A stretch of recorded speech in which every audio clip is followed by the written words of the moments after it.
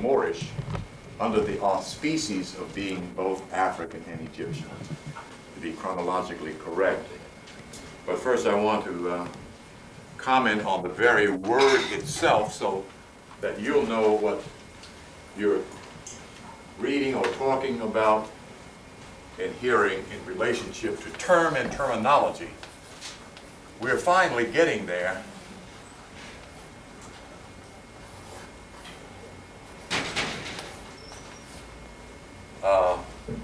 Of examining words, names, and titles, a seemingly subtle area of academia, rather than making the assumption that a speaker gets up and starts using terms and he's making the assumption everybody knows what he's talking about. We have to quit doing that and keep in forefront of our minds that we have been duped in every aspect of this culture, which includes the language. And again, not only us, but most European scholars who are into exoteric information, that is outside information, are as well duped. And many of those that had the intellectual mind to go into a word, and when they found out what the word really meant, they hid that, and kept telling the lies. This does not mean astral. Okay? This word comes from the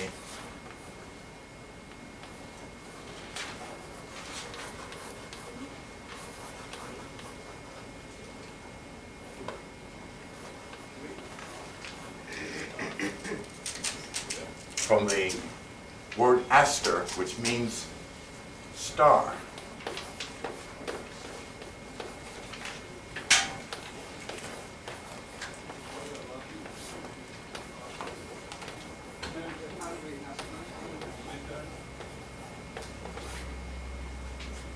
Ology or logo, logos or logi, which means reason, logics, rationale, the rationale, the reasoning of stars. The very word construct of the concept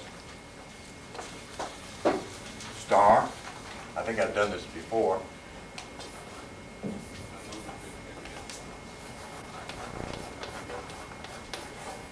is the same construct of,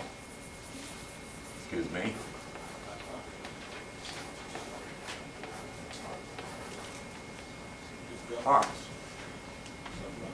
The calculating delineation of the stars or heavens is an art based on an exact body of knowledge. Your ancestors, our ancestors, over a period, according to Albert Churchwood in his book, Signs and Symbols of Primordial Man, a very important book. When you get to that point where you want to get real serious about records of the past in relationship both to phenomenal events of the African as well as symbology, because it costs about $40. So you don't want to be fooling around if you're not serious when you spend $40 on a book, but it's worth it, it really is. That your ancestors spent a period of 40,000 years reviewing the movement of the heavens, the movement of the stars in their clusters, and watching the effects during those measured periods, later to be called seasons, to see what collection of stars brought about what influences. One of the major ones that was ascertainable by the Egyptian that allowed them to settle in the territory called Giza was Nai, the flood, the flowing upstream. Okay, the river Nile. The word Nai, being the ancient word for Nile, means to flow or flood. At a certain time, a certain season, every year, this great wonder happened. The phenomena of it was not just that it was water coming, but that it raked off the top soil for over 4,100 miles and brought it to a certain place and dumped it. You can imagine the topsoil they had in that particular area and what kind of watermelons grew there. Yes, sir. Rich in minerals, rich in gold. It brought gold down to Giza. That may well have been, this is only a speculation, the major point of bringing to the table an academic of a study of the heavens for practical purposes. That's only my assumption. I like what John Henrik Clarke said in his lecture in Cleveland on the influence of the African and Nile Valley civilization. That the fact of the flooding is what brought the wandering African to stabilize himself and build a community near this great happening. At that time, because the wealth that it was bringing was so abundant, they then could hire men and women to sit down and think and write and report back to the people the beginning of organized institutional education for the black human beings on planet Earth. And of course for the rest of the human family, as we are discovering who are the mundane authors of knowledge. And I'm saying mundane because knowledge begins with spirit. We are only the custodians, as one would have it. This is a very fine book. It's very difficult to read because Budge does not translate for the purposes of revelation. He translates for the purpose of academics. He goes from the glyphs to transliteration to a speakable language using the vowels, and then from transliteration to translation to English. So it's only the record of the book of the Master of the Secret House. That's the original name. The reference of certain manuscripts were called the Book of the Mistress of the Secret House. And of course, you all know that the word mistress means master in the feminine. And the Book of the Coming Forth by Day and the Coming Forth by Night. But essentially, the collective literatures of the Lord of Wisdom was referred to as the Book of the Master of the Secret House. There was a book that was here, about 3 copies, titled Book of the Dead, the commentary. Now that's the one you should get before you buy this one, or if you're going to buy it simultaneously, so that you can get some insight to some of the verses in this particular script. It is multiple level because it begins with symbols. Okay? And symbols have more, always more than one meaning. On page 52 of the Roman numerals, we'll find an interesting vignette or illustration. That's a word that costs you about $1,800 a year to learn and use when you go to college. Goody, goody. I don't want to make fun of academics. They're getting ready to give some young black kids an opportunity to get in college free next year. And that's an excellent opportunity because there are parents who, quote, can't afford, unquote, erase racism. So it should add some incentive for some young people to do something with their lives beside bounce a basketball or go to the Army or get high or go shoot somebody. Damn. Okay. Can you see that from back there? This one here.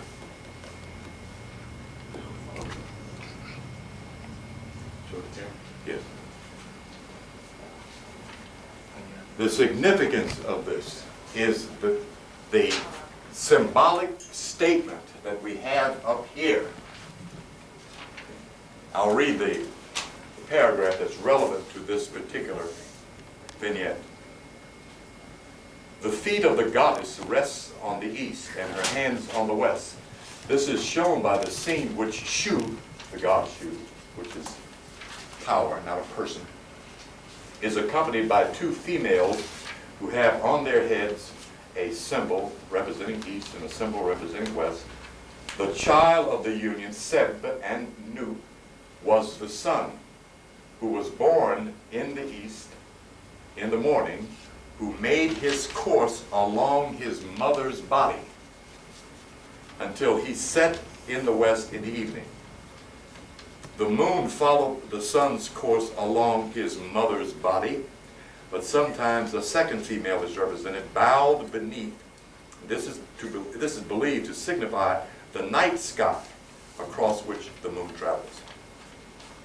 In an interesting picture which Jacques here, I think, has published, the goddess is depicted lying flat with her arms stretched out at full length above her head. On her breast is the disk of the sun, and on her stomach the moon.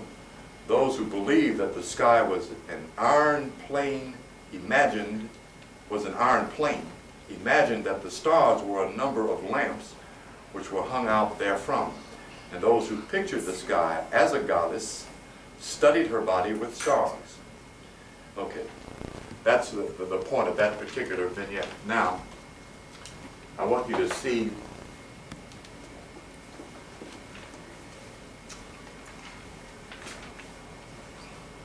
#171. This is another excellent book. There's this chunk full of very valuable information. When it started out, this book was $9.95. It is now $29.95. No, it's not. It's $30. They added the nickel. But it's worth. It really is. It really is worth it. What an author is able to do is to get information from different places and put it in a book. Okay, and you note that when you turn to the bibliography, which I encourage all of us to do. Don't just read chapter 1 to chapter finish. Go to the content, then go to the bibliography. One book begins to become a map that you use to get to more answers, more insights, more knowledge. Okay, that's why Yakanan's book, Black Man of the Nile, is so important. His bibliography is a wealth in itself. I mean, if you just bought the book just to have the bibliography, you get over. He brought up to the forefront some books that are over 100 years old, that most black folks never heard of, let alone saw. Plus, he even mentioned one book in there that is such an old manuscript. A produced copy of it costs $1,800. I don't know what that was about. I ain't got there yet.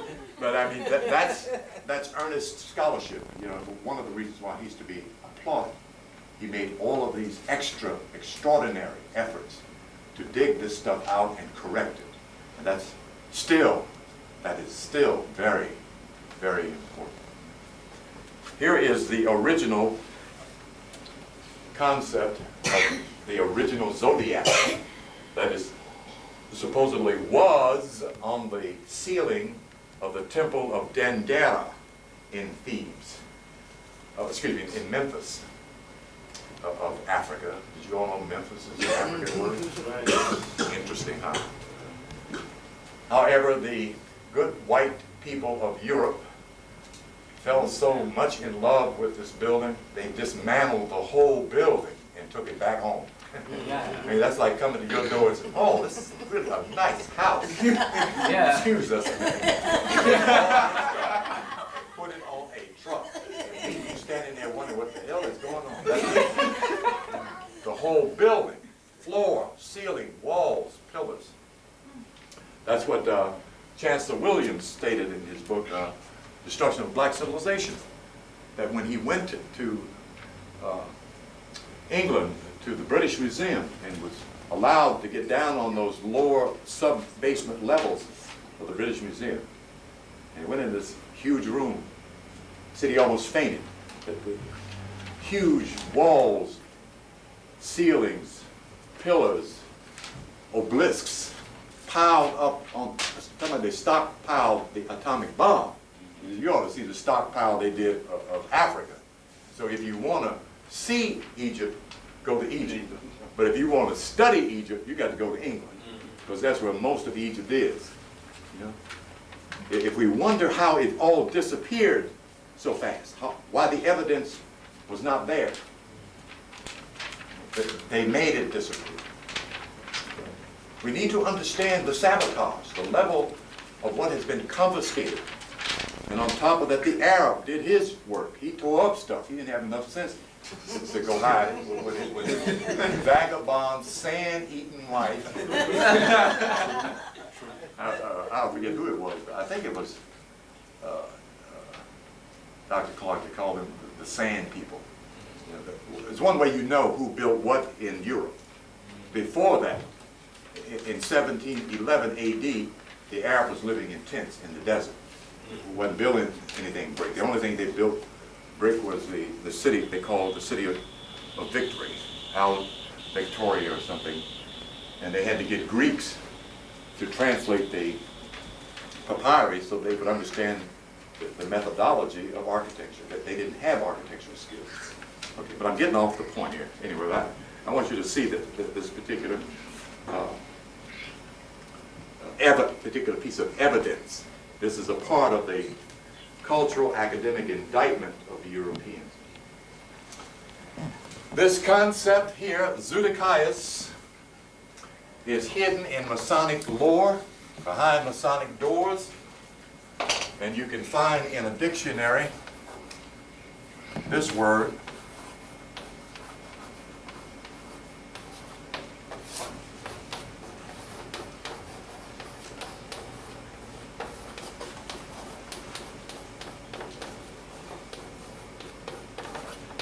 What they say Zodikius means, circle of animals.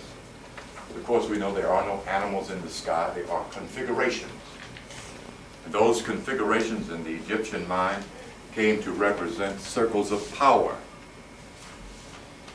The basis of the idea of the universe being feminine is the fact that the universe gives birth. That which gives birth is feminine. That which gives birth is mother. That should correct a whole host of things in the Negro mind about his mama, his grandmama, his woman, his babies, his aunt, his sister, because we have the wrong point of view about the black woman. Let me also correct the very aggressive black woman who thinks that she's higher than her man because she's a woman. Well, that's not true either. Unless somehow her head is higher than her feet, then yes, the head is above the feet, but the feet ain't going, the head ain't going nowhere unless the feet work. In other words, we're talking about a unit. The child comes from the mother. That which comes from her, she can't be greater than that. Okay? You can't produce something more or something less than what is yourself. The nature of the woman is in her son. It's not different from her son. She is both male and female. He is both male and female. Okay? We need to understand that, because there's a lot of this culture that's giving the black woman a balloon-like increase in her ego. You know? And we don't need that. We're trying to find balance. That point where we can collaboratively agree about our own origin and our own worth. You know, that's very important. Okay, what we got? I know everybody brought their Bible because I chided you so harshly last Saturday, so everybody went out and bought 3 Bibles, and we're going to look at this concept here again. I just talked with a brother last night, and he tried to explain. No, brother, watch the tape. That's what he said. They're watching the tape. And the brother who would say Hebrew Israelite says, "Well, that ain't right. We Hebrews." Okay. See, I can't do nothing about that now. You believe you this and you that, then you are this and that. But I'm trying to give you what your ancient records verify you, and who it verifies you to be. The other point is I'm trying to make clear you must examine the language of the oppressor. This is not an African language. The African language in its origin is symbology. That which is being spoken in Africa have 2,000 dialects. Okay? Now if you think you got enough time to go over there and put all that together, then go ahead. But what I'm trying to do is give you a code that unravels mysteries, secrets, parables, okay, things that have been hidden so they can come to the forefront. That's what the Codex Inscriptus represents. It doesn't need to be defended. It only needs to be explained. And a clear, rational human being can come to that explanation. If one knows something about the code and the code method. That is what Hebrew means. This is a Greek word. It is not a Hebrew word. Okay. The Hebrew characters come out of the volume of the characters of Sanskrit. Why? Because those who wrote the Sanskrit language and characters are the same people that look like you. They were also black, broad-nosed, thick-lipped, and furrowed hair. Those were the Cushites. There are no Indians.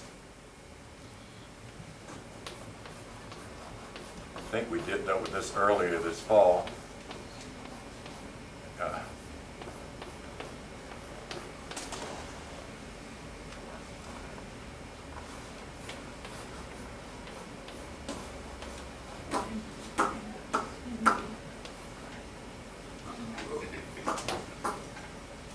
The British pronounce this.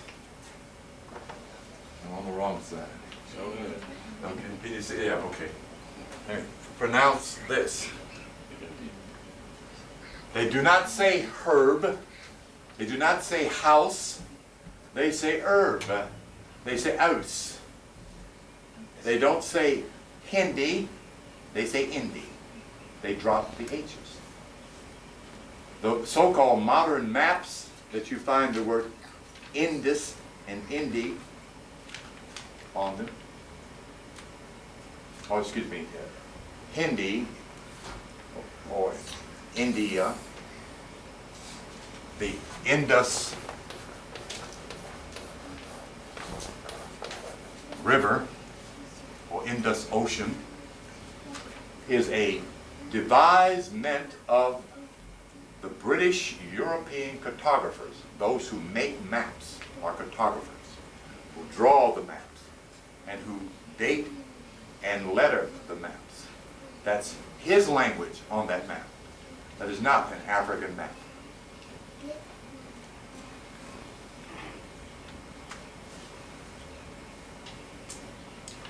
The land of Ur, of the Chaldeans, is the land of the ancient Cushite descendants. The story of the wonderful Cushites and Ethiopians is a book that deals with that.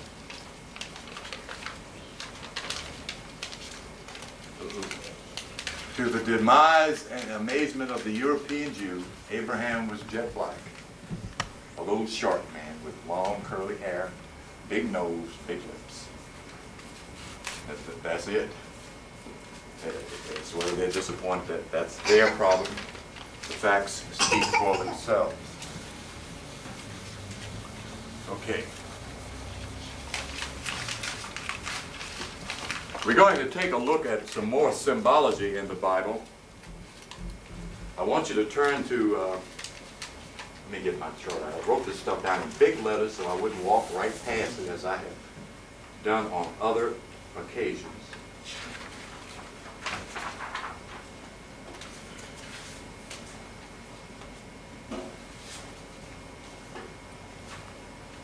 Genesis chapter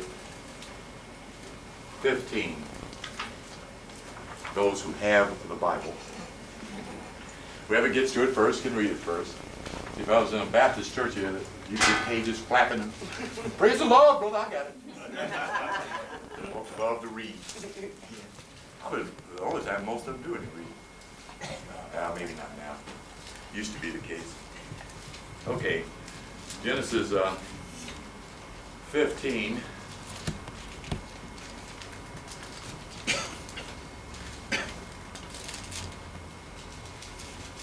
Where I want to start. I've got it. You got it? Okay, hold on just a second here. Let me make sure that's where I want to start. Yeah. Now, before we start, hold on right there, sister. Just before we start, I want to give you another little look. Oh, by the way, we're beginning with the first degrees of the zodiac.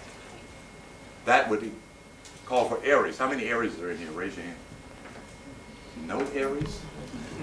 Nobody born March 21st, April 21st? Interesting stuff. Okay. We remember that this man's name was what? Abram. Okay, now read, please. So starting at the first one. Wait a minute.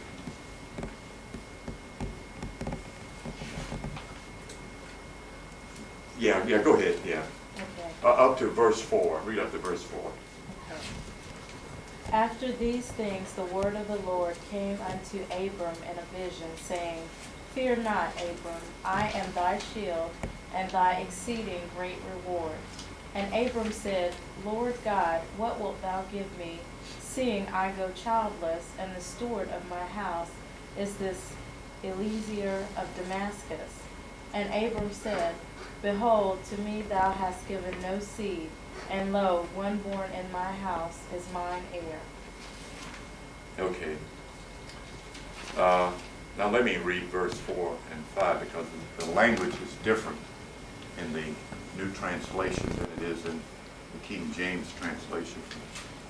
Verse 4, chapter 15. Then behold, the word of the Lord came to him, saying, This man will not be your heir, but one who shall come forth from your own body, he shall be your heir. And he took him outside and said, Now look toward the heavens and count the stars, if you are able to count them. And he said to him, So shall your descendants be. Now you read verse 5 and show you what the change has been. Okay.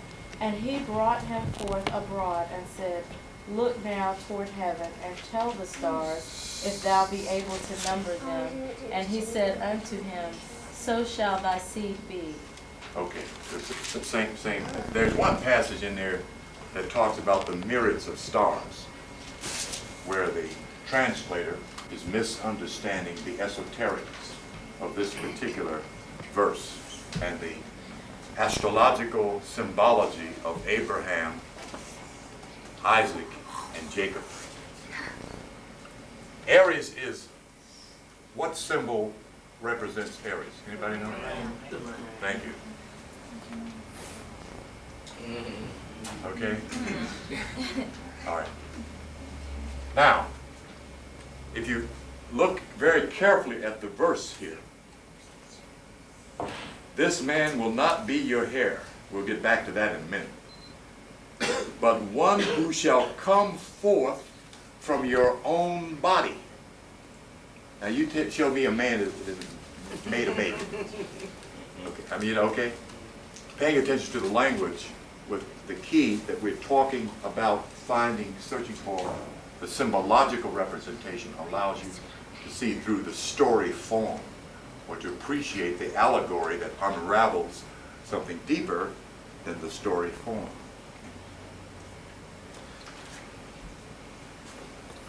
Who was Abraham's first son? What was his name?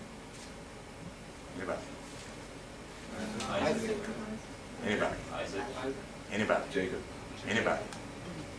Wasn't his first son? His first son was Ishmael, who Reverend Biscuit never mentions in church. Never mentions Ishmael. It's interesting. He ignores that. Okay, let's look at some of this definition. Now, when you get to higher levels of symbology, Charles Fillmore falls flat on his face, okay? He ducks and skims around it. I mean, you know, you can see him ducking when you read certain words that you carry into the dictionary, the commentary he makes. He ducked all of the chakra information, you know?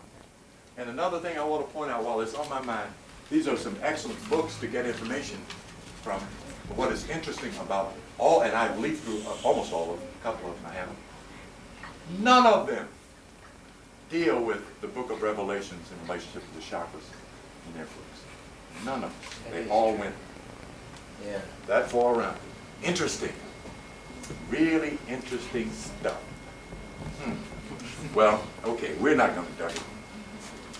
Okay.